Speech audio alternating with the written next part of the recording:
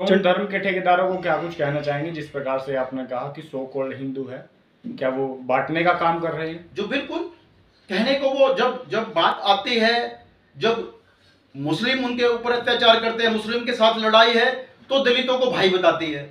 जब आरक्षण की बात ये कि और हमारे अधिकारों की बात आती है तो दलित बताती है। तो ये इनका दोहरा चेहरा आप लोगों को पता ही है, पूरे देश को पता है।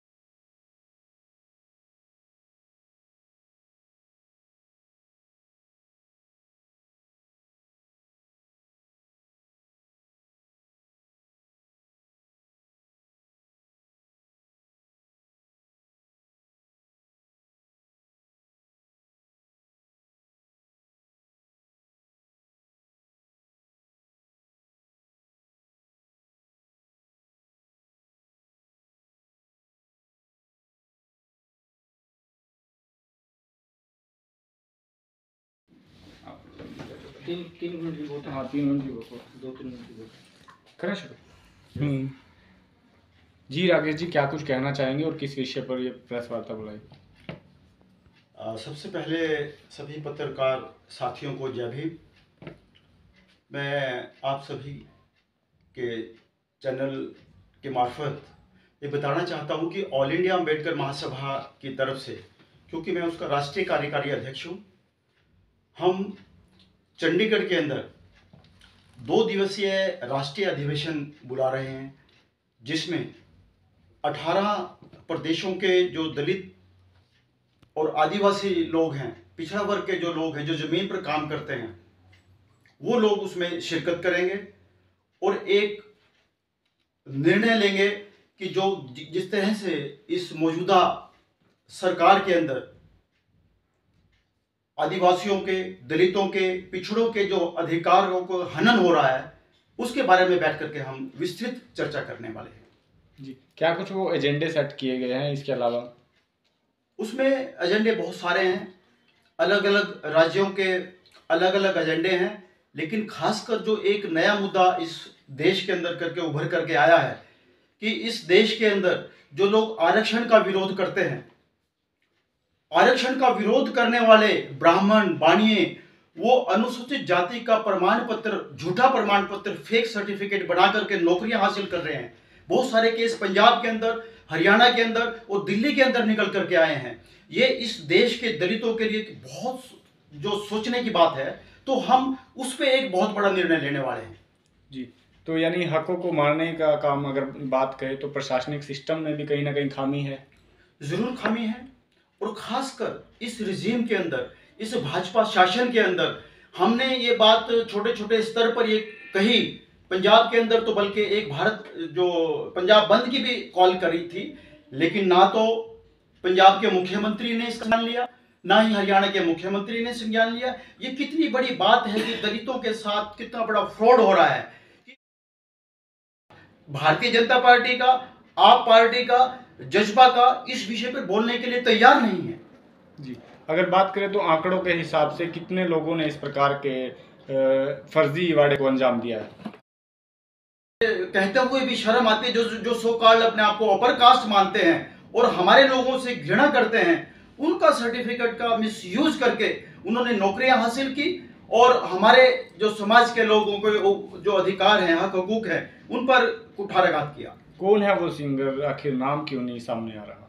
नाम सामने तो पूरी मीडिया को पता है। हमने तो जो पंजाब के अंदर जो बंद किया था, उसमें ऑल इंडिया अम्बेडकर महासभा ने समर्थन किया था, और हमने मिलने के लिए जो ऑल इंडिया अम्बेडकर महासभा के साथ और भी जो पंजाब के बहुत सारे संगठन मुख्यमंत्री जी से मिलने के लिए गए थे, लेकिन मुख्यमंत्री ने मिलने से मना कर दिया।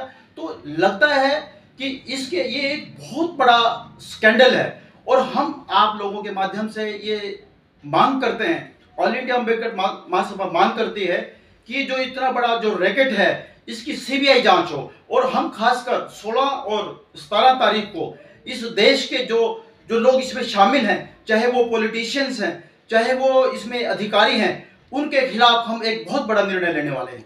मौजूदा सरकार की क्या कुछ भूमिका लगती है इसमें? क्या बड़े बड़े राजनेता भी इस पूरे षड्यंत्र में शामिल हो सकते हैं? हो सकता है उनके रिश्तेदार हों, हो सकता है उनके भाई बंधु हों, तभी वो अपना मुंह खोलने से बच रहे हैं। जी, तो भाजपा सरकार के खिलाफ क्या बड़े निर्णय लिए जा सकते हैं इसमें?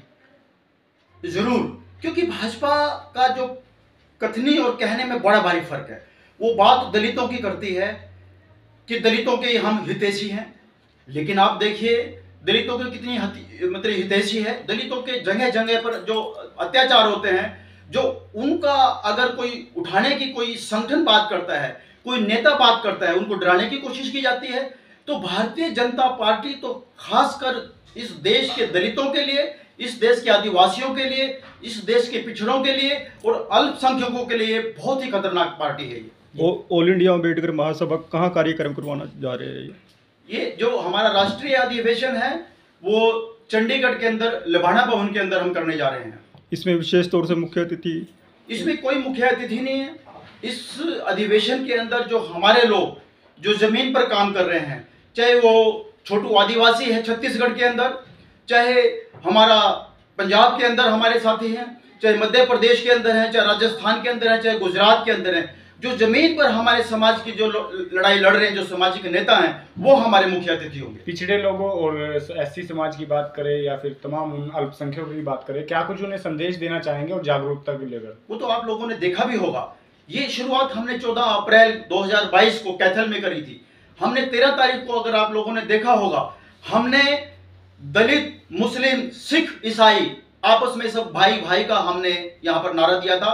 उसके अंदर जो क्रिश्चियंस जो लीडर थे, उसके अंदर जो मुस्लिम लीडर थे, उसके अंदर जो पिछड़ा वर्ग के लीडर थे, उसके अंदर जो अल्पसंख्यक के लीडर थे, हमने उनको बुलाया था। लेकिन हमने किसी और जो सो कॉल्ड हिंदू है, हमने उनको नहीं बुलाया था। हमने ये एक नई विधा शुरू करी थी कि हम इस देश के पिछड़े और जो अल्पसंख्यक हैं उनको साथ लेकर के हम एक लड़ाई लड़ने वाले हैं। जी, तो उन धर्म के ठेकेदारों को क्या कुछ कहना चाहेंगे जिस प्रकार से आपने कहा कि सो कॉल्ड हिंदू है, क्या वो बांटने का काम कर रहे हैं? जो बिल्कुल कहने को वो जब बात आती है, जब मुस्लिम उनके ऊपर अत्याचार करते हैं, मुस्लिम के साथ लड़ाई है, तो दलितों को भाई बताती है। जब आरक्षण की बात ये कि और हमारे अधिकारों की बात आती है तो दलित बताती है। तो इनका दोहरा चेहरा आप लोगों को पता ही है, पूरे देश को पता है। चंडीगढ़ में जो ऑल इंडिया अम्बेडकर महासभा कार्यक्रम करवाने जा रही है, उसमें क्या रणनीति बनाई जाएगी? उसमें यही रणनीति होगी, इसलिए हमने 2 दिन का रखा है। हमने इसलिए देश के जो बड़े बड़े जो जमीन पर काम करने वाले निस्वार्थ लोग हैं, जो राजनीति को महत्व नहीं, अपने समाज को महत्व देते हैं, उनके साथ हमने रात को 11 बजे तक बैठ करके एक महत्वपूर्ण और आने वाले उसका जो प्रभाव है वो 2024 के चुनाव में आप देखो। क्या चुनाव में भी इस प्रकार की रणनीति बनाई जाएगी मौजूदा सरकार के खिलाफ, अगर यही रवैया रहा? बाबा साहब की विचारधारा को कमजोर करने की कोई भी ताकत है होगी, चाहे वो आरएसएस है, विश्व हिंदू परिषद है, बजरंग दल है, भाजपा है, हम उनको बिल्कुल इस देश के सामने नंगा करके खड़ा करें।